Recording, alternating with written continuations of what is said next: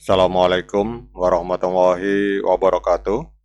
Teman-teman, selamat datang kembali di Dollar Hunter. Jadi di sini kita akan update informasi mengenai perkembangan dan peristiwa terkini yang terjadi di seputar dunia cryptocurrency, teman-teman. Namun seperti biasa, sebelum kita berbicara tentang dunia kripto, mari hari ini kita berdoa bersama-sama memohon kepada Allah agar kita semua senantiasa diberikan nikmat berupa kesehatan dan juga diberikan keberkahan dalam setiap rezeki yang kita terima pada hari ini, teman-teman. Oke, teman-teman, hari ini kita akan kembali membahas tentang Ethereum, teman-teman. Jadi ada sebuah informasi bahwa Ethereum ini adalah salah satu aset kripto paling dominan di pasar, kembali menjadi sorotan dalam beberapa hari terakhir, teman-teman. Jadi aktivitas para whale, julukan bagi para investor besar yang mampu mengguncang pasar dengan pergerakan dana raksasa, ini memunculkan optimisme baru, meskipun struktur harga dari Ethereum ini masih menunjukkan kecenderungan penurunan, teman-teman. Jadi situasi ini menimbulkan pertanyaan besar di kalangan investor dan para analis, apakah Ethereum ini sedang membangun fondasi untuk pemulihan atau hanya sekedar memasuki fase tenang sebelum kembali terperosok dan mengalami penurunan harga, teman-teman. Namun dari sebuah media yang bernama AMB Crypto, salah satu peristiwa yang mengangkat alis banyak pihak adalah masuknya posisi senilai kurang lebih 12,6 juta US dollar ke dalam Ethereum dengan leverage lebih dari 5 kali, teman-teman. Jadi posisi semacam ini tidak hanya menunjukkan kepercayaan investor besar terhadap potensi kenaikan harga dari Ethereum, tetapi juga meningkatkan resiko jika arah pasar tidak sesuai dengan harapan mereka, teman-teman. Jadi leverage tinggi biasanya dihindari oleh para investor konservatif karena potensi kerugian yang besar. Namun dalam konteks ini penggunaannya justru mencerminkan keyakinan bahwa Ethereum akan mengalami rebound dan kenaikan harga dalam waktu dekat, teman-teman. Jadi whale yang berani mengambil posisi dengan leverage semacam ini kemungkinan besar memiliki akses terhadap data pasar yang dalam atau memiliki strategi manajemen resiko yang sangat terukur, teman-teman. Jadi oleh karena itu, pergerakan mereka sering dijadikan indikator penting bagi arah pasar secara lebih luas, teman-teman. Kemudian ada salah satu faktor eksternal yang mempengaruhi pergerakan harga Ethereum pada saat ini, teman-teman.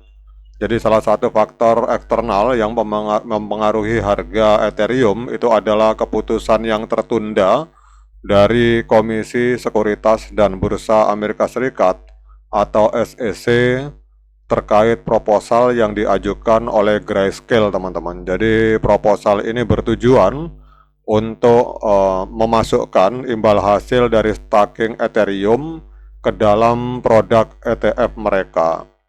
Kita tahu bahwa ETF berbasis Ethereum dengan elemen staking reward ini akan menjadi inovasi besar dalam dunia keuangan terdesentralisasi dan juga dunia keuangan tradisional.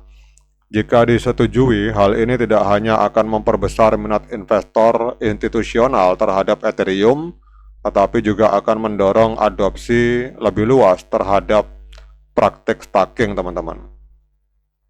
Jadi staking Ethereum saat ini menawarkan pengembalian pasif yang menarik dengan integrasi ke dalam ETF, maka investor institusional itu bisa mendapatkan exposure terhadap Ethereum sembari menikmati imbal hasil staking tanpa perlu memahami aspek teknis atau mengelola aset secara langsung. Jadi ini adalah sebuah jembatan yang sangat penting di antara dunia kripto dan pasar keuangan tradisional.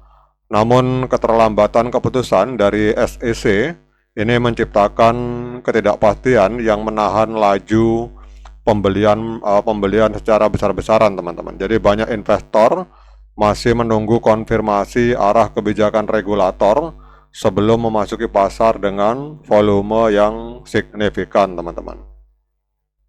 Oke teman-teman, dengan adanya informasi ini kita akan lihat bagaimana dampaknya terhadap pergerakan harga dari Ethereum teman-teman. Jadi kalau kita lihat di sini kemungkinan besar karena terpengaruh oleh delay dari SEC, ini kita lihat harga dari Ethereum ini mengalami koreksi sebesar 3,06% dalam 24 jam terakhir, diperdagangkan di angka 1.591 US dollar teman-teman per satu Ethereum. Kemudian untuk market capital dari Ethereum hari ini berada di angka 192 miliar US dollar, dan untuk volume 24 jamnya ada di angka 12,41 miliar US dollar, mengalami penurunan atau koreksi sebesar 19,89% teman-teman. Maksimal supply dari Ethereum tidak terbatas, total supply dan sirkulasi supply sama, ada di angka 120,69 juta Ethereum teman-teman.